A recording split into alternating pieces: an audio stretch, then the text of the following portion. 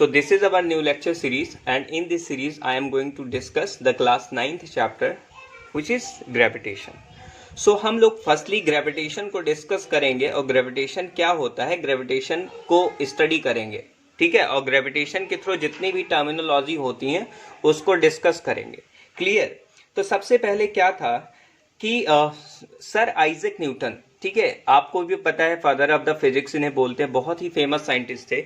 इन्होंने क्या किया, इन्होंने एक एग्जाम्पल, कॉमन एग्जाम्पल देखा कि उन्होंने, आपको मालूम होगा कि एक एप्पल को अर्थ की तरफ फॉल करते हुए देखा, और उन्होंने क्या किया, ठीक है, उन्होंने रियलाइज किया कि क्या होता है कि जब अर्थ हमारा, ठीक है, इसको किसी सर्टेन टाइप ऑफ फोर्स इसको अपने पास खींच लेता है। एक्चुअली कभी सेब अपने आप नहीं गिरता है, ठीक है, तो सेब को क्या करता है, अर्थ एक सर्टेन टाइप ऑफ फोर्स से इसको क्या करता है, अपने पास खींच लेता है। और इस फोर्स को न्यूटन ने रियलाइज किया और बताया कि दुनिया में बहुत सारे ऐसे कॉमन एग्जाम्पल है, दुनिया में बहुत सारे ऐसे कॉमन एग्जाम्पल है जो क्या करते हैं, एक दूसरे को क्या करते हैं, मतलब है कि अगर देखा जाए तो एक दूसरे को अट्रैक्ट करते हैं, मतलब है वो एक दूसरे को खींच लेते हैं। जैसे मतलब है कि इवन एक बुक और एक जो है, दो बुक्स हैं, अगर वो एक दूसरे को खींच लेती है, जैसे एक पर्सन है वो दूसरे पर्सन को खींच लेता है, लेकिन आपको फिर भी लगता है कि दो पर्सन एक दूसरे को खींच नहीं पा रहे हैं, मतलब अट्रैक्ट नहीं कर रहे हैं, तो उसका भी रीजन है ना, क्योंकि ग्रेविटेशनल फोर्स क्या होता है, जो ग्रेविटेशनल फोर्स है, ठीक है, वो सबसे वीकेस्ट फोर्स है, नेचर का सबसे कौन सा फोर्स है, weakest force in our nature है। तो यहाँ पे मैंने लिखा इसको gravitational force, and this force is the weakest force in our nature. अब बात करते हैं कि इसकी जो डिस्कवरी की थी भाई आइजैक न्यूटन ने की थी। इसकी डिस्कवरी किसने की थी, सर आइजैक न्यूटन ने की थी। और आइजैक न्यूटन ने क्या डिफाइन किया था कि हम ग्रेविटेशन को, हम ग्रेविटेशनल फोर्स को डिफाइन कैसे कर सकते हैं, हम इसको एक्सप्लेन कैसे कर सकते हैं, ठीक है, ग्रेविटेशनल फोर्स होता क्या है। तो उन्होंने ये बताया कि the gravitational force of attraction between any two particles, अगर टू पार्टिकल्स एक दूसरे को अट्रैक्ट कर रहे हैं, जिनका मास हमने मान लिया कि यहाँ पे इसका मास m1 है, इसका मास m2 है, और इनके बीच की डिस्टेंस कितनी है, r है, तो यहाँ ये डिफाइन किया गया, the gravitational force of attraction between any two particle is directly proportional to, मतलब gravitational force is directly proportional to the product of their masses, and gravitational force is inversely proportional to the square of the distance between them. मतलब है gravitational force mass पे कैसा होता है, directly proportional होता है, और उसके डिस्टेंस, उनके बीच में जो डिस्टेंस होती है उसके स्क्वायर के इनवर्सली प्रोपोर्शनल होता है। क्लियर? तो यहां से इन्होंने क्या किया, यहां से कंक्लूड किया है proportional to m1 m2 divided by r square, और यहाँ पे क्या है m1 m2 divided by r square, f is equal to यहाँ पे कांस्टेंट लगा दिया g, m1 m2 divided bye क्या होगा, r स्क्वायर होगा। तो यहाँ से हम लोग ये कह सकते हैं f is equal to g m1 m2 by r square होगा। इस g को उन्होंने क्या बताया कि ये हमारा कैसा कांस्टेंट है, यूनिवर्सल ग्रेविटेशनल कांस्टेंट है। ये कैसा कांस्टेंट है, हमारा यूनिवर्सल ग्रेविटेशनल कांस्टेंट है। अब इस कांस्टेंट को उन्होंने डिफाइन किया, ठीक है, इस कांस्टेंट को उन्होंने क्या किया, डिफाइन किया। एक्चुअली क्या है कि इसकी जो वैल्यू होती है, ठीक है, इस जी की वैल्यू होती है, वो होती है 6.67 into 10 to the power -11 newton metre square per kg square. इसकी वैल्यू हमको दे रखी है, जी की वैल्यू होती है 6.67 into 10 to the power -11 newton metre square per kg square.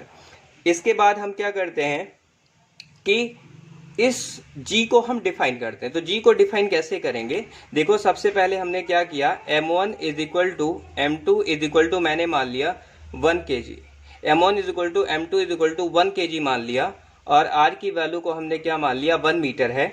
तो हमारा जो f होगा वो g के बराबर होगा, यहाँ पे क्या होगा, f हमारा g के बराबर होगा।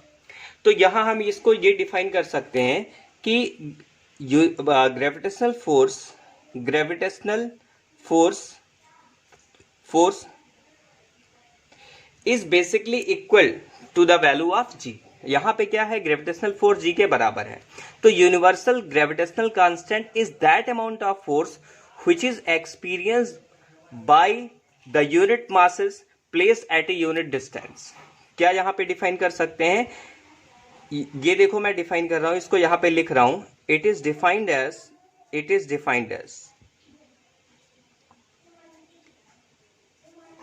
Universal gravitational constant is that amount of force, आप इसको चाहे तो लिख सकते हैं, universal gravitational constant is that amount of force which is experienced by the unit mass placed at a unit distance. मतलब है आर की वैल्यू को हमको क्या करना है, 1 लेना है, m1 m2 की वैल्यू को भी कितना लेना है, यहाँ पे हमको 1 कंसीडर करना है। ठीक है, तो इस तरह से हम क्या कर सकते हैं, यूनिवर्सल ग्रेविटेशनल कांस्टेंट को डिफाइन कर सकते हैं। अब सबसे बड़ी बात कि इस जी की जो यूनिट होती है वो कितनी होती है भाई, तो इस जी की यूनिट कितनी होती है, तो फोर्स की यूनिट आपको मालूम है न्यूटन होती है, और यहाँ पे मीटर स्क्वायर होती है डिवाइडेड बाई केजी स्क्वायर होती है, और इसको हम बोलते हैं जी। क्लियर, तो यहाँ पे जी क्या होगा, newton metre square per kilogram square. So this is the unit of G and this is the value of our G and how we can define it. तो आपको मैंने डेफिनेशन के थ्रू यहाँ पे मैंने आपको लैंग्वेज, मैंने जो भी बोला उसको आप जो है नोट डाउन कर सकते हैं, उसको आप स्पेशली क्या कर सकते हैं, नोट डाउन कर सकते हैं। तो एडिटेड वीडियो को पॉज करके आप जो है जो भी डेफिनेशन मैंने बोला है अभी आप उसको लिख सकते हैं। क्लियर, इसमें कोई कंफ्यूजन किसी को किसी भी टाइप का नहीं होना चाहिए।